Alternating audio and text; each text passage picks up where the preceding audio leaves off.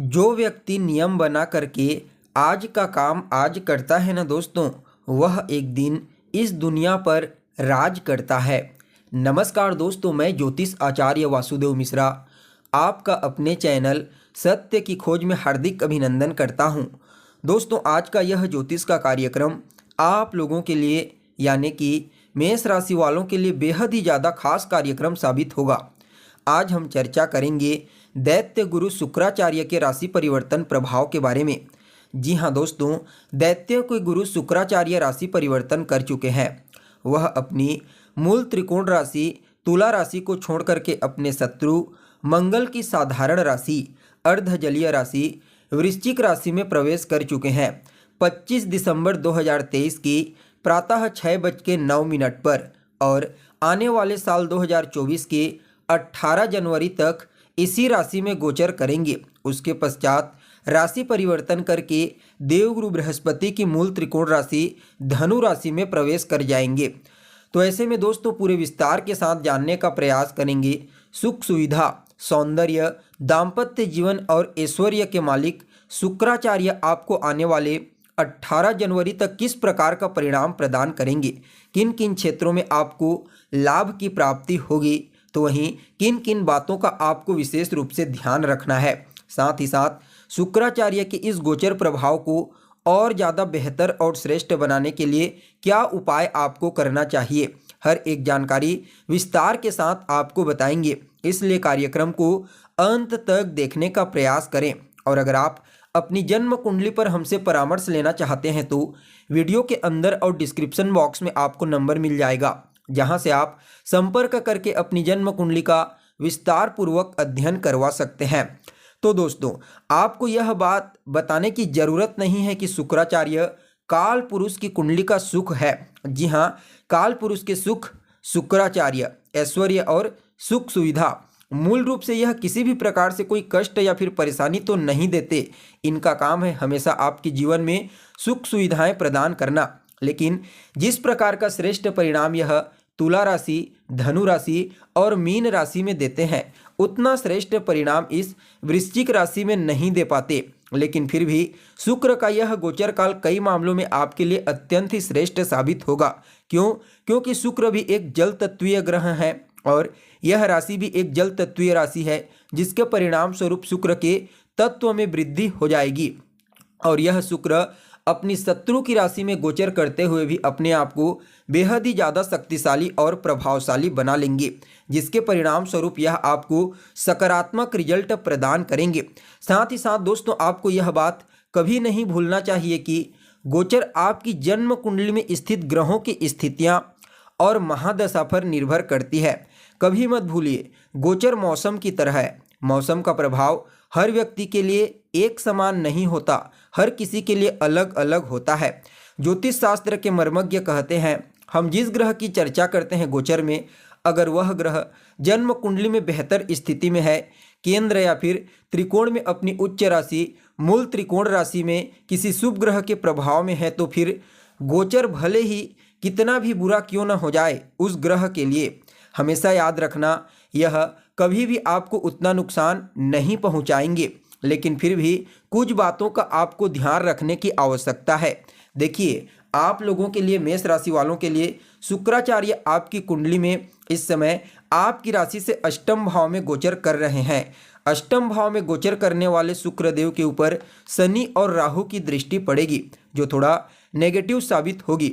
वैसे तो शुक्रदेव को अष्टम में उतना ज़्यादा नेगेटिव नहीं माना जाता, हालांकि उन लोगों को थोड़ा ज़्यादा सावधानी बरतने की आवश्यकता है जो लोग कहीं ना कहीं अपनी वासनाओं पर नियंत्रण नहीं रख पाते, जो लोग अपनी दिनचर्या को खराब बनाए रहते हैं, रहन सहन जिनका खराब है, जिनकी आदतें खराब है, उनके लिए शुक्र कहीं ना कहीं अष्टम भाव में परेशानी खड़ा कर देंगे। जिनको मधुमेह की शिकायत है, जिनको मूत्र रोग है, उनको इस समय अपने स्वास्थ्य का विशेष रूप से ख्याल रखने की आवश्यकता है। इसके अलावा दोस्तों, इस समय उनकी परेशानी और ज़्यादा बढ़ने वाली है।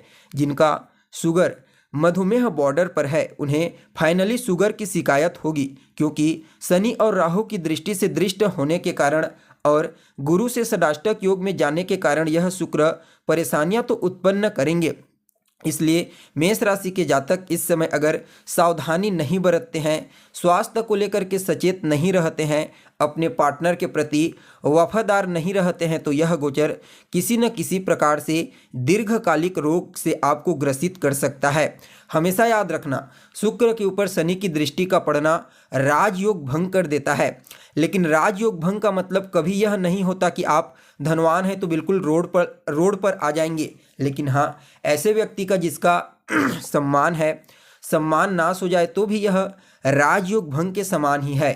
फलतः बहुत ही सोच समझ करके आपको इस समय कदम उठाने की आवश्यकता है। कोई भी ऐसा कार्य ना करें जिससे मान हानि हो। बाकी देखा जाए तो करियर के दृष्टिकोण से इस गोचर काल को मैं एकदम बेहतर तो नहीं कह सकता, साधारण ही कहूँगा, क्योंकि थोड़ा बहुत इस समय आपको अपने करियर के क्षेत्र में उतार चढ़ाव का सामना करना पड़ेगा। इस समय भूल करके भी कोई अनुचित कार्य मत कीजिए, कोई भी गलत कार्य ना करें, गलत का सहयोग नहीं करना है और गलत के साथ आपको नहीं जाना है। किसी ऐसी गतिविधि का हिस्सा बिल्कुल भी आपको नहीं बनना है जिसके चलते आपका नाम खराब हो जाए। इसलिए इन चीज़ों का आपको इस समय विशेष रूप से ध्यान रखने की आवश्यकता है। यहाँ पर फिर से मैं आपको बता दूं, अष्टम भाव में गोचर करने वाला चंद्रमा उन लोगों के लिए बेहद ही ज़्यादा खतरनाक साबित होगा। अष्टम भाव में गोचर करने वाला शुक्र उन लोगों के लिए बेहद ही नुकसानदायक साबित होगा जो इस समय अपनी आदतों में सुधार नहीं करते हैं, अपनी वासनाओं पर नियंत्रण नहीं करते हैं, अपनी इंद्रियों को कंट्रोल में नहीं करते हैं। गलत संगत, गलत खान पान, इन चीज़ों के कारण थोड़ी बहुत आपको इस समय परेशानी झेलनी पड़ सकती है। इसलिए दोस्तों, इस समय आपको बिल्कुल भी पूरी तरह से गलत के पक्ष में किसी भी कंडीशन में नहीं होना है। न ही आपको गलत का साथ देना है और न ही गलत लोगों के बीच में आपको जाना है। हालांकि इस समय आपके जीवन में धन के मामले में कोई परेशानी नहीं होगी। धन आने के नए रास्ते आपको खुलते हुए नजर आएंगे। इस समय आपका रुका हुआ पैसा आपको अचानक प्राप्त हो सकता है, जिससे आपके मन में प्रसन्नता की भावना देखने को मिलेगी। राहु और शनि, यहाँ पर राहु को शनि का जो है वह मित्रवत ग्रह कहा जाता है। राहु बिल्कुल शनि के समान परिणाम देते हैं।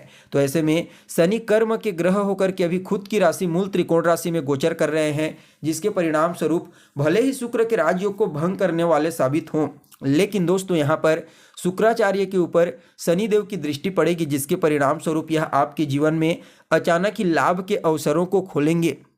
इस समय आपको अपने जीवन में इनकम के कुछ नए सोर्स प्राप्त हो सकते हैं। आपको बता दें, अष्टम भाव में गोचर करने वाला शुक्र कहीं ना कहीं उन लोगों के लिए भी बेहतर साबित होगा जो रिसर्च के फील्ड में है, रिसर्च की पढ़ाई करते हैं या फिर काम करते हैं। उन लोगों को इस समय कोई विशेष सफलता की प्राप्ति हो सकती है। साथ ही चमक धमक मीडिया के फील्ड में कार्य करने वाले जातकों को भी इस समय अपने कार्य क्षेत्र में अचानक ही सफलता प्राप्त करने के कुछ नए अवसर प्राप्त होंगे। हालांकि यहाँ पर शुक्र एक शुभ ग्रह है, जिसके प्रभाव से आपकी वाणी इस समय काफ़ी मधुर हो जाएगी। आप अपनी वाणी के माध्यम से कई प्रकार के पेंडिंग पड़े हुए कार्यों को इस समय पूरा करने का प्रयास करेंगे। तो ही आपके पारिवारिक जीवन में आपसी तालमेल बेहतर रहेगा। पैतृक संपत्ति को लेकर के जो समस्या थी, उससे आपको काफ़ी हद तक राहत मिलने वाली है। करियर में भी आगे बढ़ने के, सफलता प्राप्त करने के कुछ नए मौके इस गोचर काल के दौरान आपको प्राप्त होने वाले हैं। कुल मिलाकर के देखा जाए तो धन और कार्य क्षेत्र के दृष्टिकोण से यह गोचर आपके लिए सफलतादायक साबित होगा।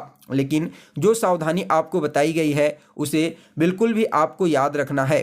इस गोचर काल को और ज़्यादा श्रेष्ठ बनाने के लिए आपको इस समय बिल्कुल पूरी तरह से हनुमान जी के मंदिर में जाना है, उनका दर्शन करना है और हनुमान चालीसा का पाठ वहीं पर बैठ करके करना है। यह गोचर काफ़ी हद तक आपके लिए अनुकूल साबित होगा। जिन पक्षों में आपको सावधानियां बरतनी है उन पक्षों में। तो दोस्तों, कैसी लगी आपको जानकारी? अगर जानकारी अच्छी लगी तो इसे अपने रिश्तेदारों और दोस्तों के साथ शेयर करें। फिर मिलेंगे एक नए और ताज़ा एपिसोड में। तब तक के लिए नमस्कार।